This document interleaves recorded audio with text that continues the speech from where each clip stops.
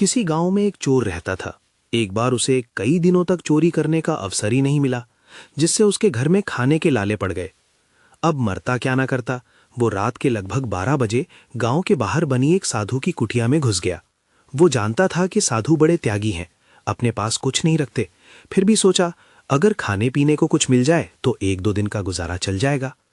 जब चोर कुटिया में प्रवेश कर रहा था, संयोगवश उसी समय साधु बाबा ध्यान से उठकर लघु शंका के निमित्त बाहर निकले। चोर से उनका सामना हो गया। साधु उसे देखकर पहचान गए, क्योंकि पहले कई बार देखा था, पर साधु ये नहीं जानते थे कि वो चोर है। उन्हें आश्चर्य हुआ कि ये आधी रात को यहाँ क्यों आया। साधु ने बड़े प्रेम से पूछा, कहो बालक, आधी रात को कैसे कष्ट किया, कुछ काम है क्या? चोर बोला, महाराज, मैं दिन भर का भूखा हूं। साधु ने कहा, ठीक है, आओ बैठो। मैंने शाम को धूनी में कुछ शकरकंद डाले थे, वे भुन गए होंगे, निकाल देता हूं, तुम्हारा पेट भर जाएगा। अगर तुम शाम को आ गए होते तो जो भी था हम दोनों मिलकर खा लेते। पेट का क्या है बेटा, अगर मन में संतोष हो तो जितना मिले उसमें ही मनुष्य खुश रह सकता है। यथा लाभ संतोष, यही तो है। साधु ने दीपक जलाया, चोर को बैठने के लिए आसन दिया, पानी दिया और एक पत्ते पर भुने हुए शकरकंद रख दिए। फिर पास में बैठकर उसे इस तरह खिलाया जैसे कोई माँ अपने बच्चे को खिलाती है। साधु बाबा के सद्व्यवहार से चोर निहाल हो गया। सोचने लगा, एक मैं हूं और एक ये बाबा है। मैं चोरी करने आया और ये इतने प्यार से खिला रहे हैं। मनुष्य ये भी है और मैं भी हूं। ये भी सच कहा है, आदमी आदमी में अंतर, कोई हीरा कोई कंकर। मैं तो इनके सामने कंकर से भी बदतर हूं। मनुष्य में बुरी के साथ भली वृत्तियां भी रहती हैं, जो समय पाकर जाग उठती हैं।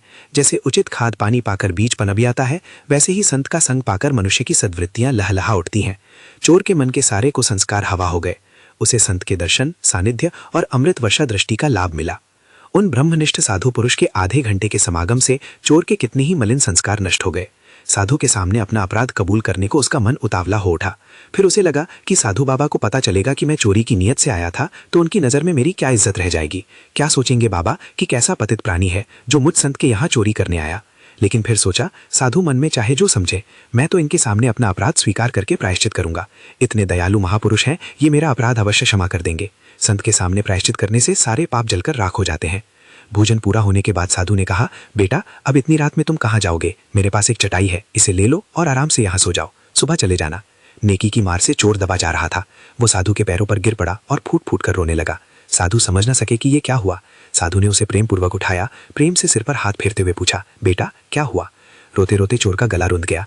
उसने बड़ी कठिनाई से अपने को संभाल कर कहा, महाराज, मैं बड़ा अपराधी हूँ। साधु बोले, बेटा, भगवान तो सबके अपराध क्षमा करने वाले हैं। उनकी शरण में जाने से वे बड़े से बड़े अपराध क्षमा कर देते हैं, तो उन्हीं की शरण में जा। चोर ने कहा, महाराज, मेरे जैसे पापी का उद्धार नहीं हो सकता। साधु ने कहा, अरे पगले, भगवान ने कहा है, यदि कोई अतिशय दुराचारी भी अनन्य भाव से मेरा भक्त होकर मुझको भजता है तो वो साधु ही मानने योग्य है। चोर ने कहा, नहीं महाराज, मैंने बड़ी चोरियां की हैं। आज भी मैं भूख से व्याकुल होकर आपके यहाँ चोरी करने आया था, लेकिन आपके सद्व्यवहार ने तो मेरा जीवन ही पलट दिया। आज मैं आपके सामने कसम खाता हूँ कि आगे कभी चोरी नहीं करूंगा, किसी जीव को नहीं सताऊंगा। आप मुझे अपनी शरण में लेकर अपना शिष्य बना लीजिए। साधु के प्यार के जादू ने चोर को साधु बना दिया।